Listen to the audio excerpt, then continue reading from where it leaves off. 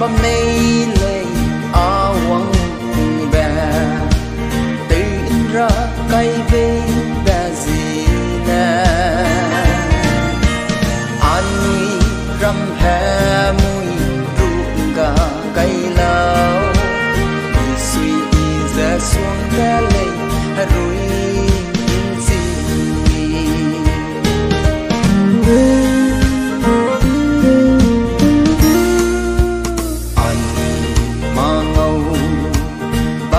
này gì bè sao mà ra anui băm đâu nàng lệ awang tư nắng chu xoang băm bè xe gì ra hàng ghé quý đè lệ nắng chu tua băm nay lệ awang bè tình ra cái đây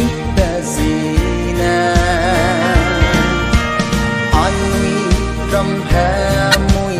rụng cả cây lâu đi suy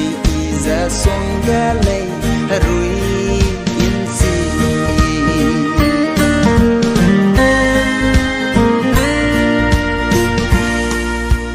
thật sự này ra là lắm rùa mẹ ơi đừng gây bây giờ ngua cũng lung bầm lệ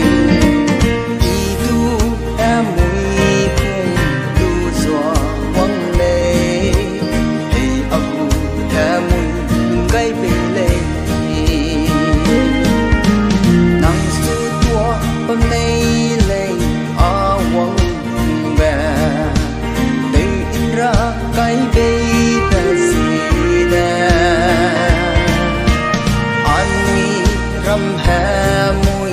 rụng cả cây lâu đi suy ra xuống ghé lệ rồi yên gì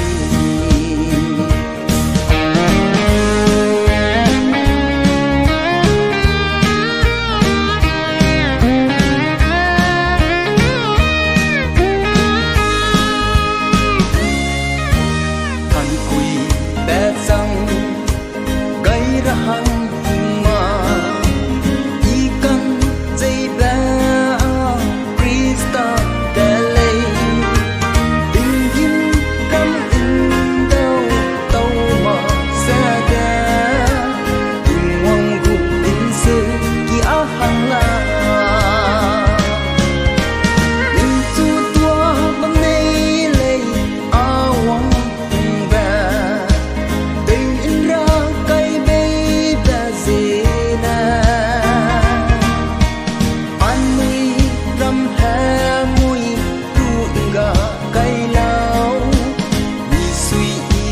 xuống ghé lệ rủi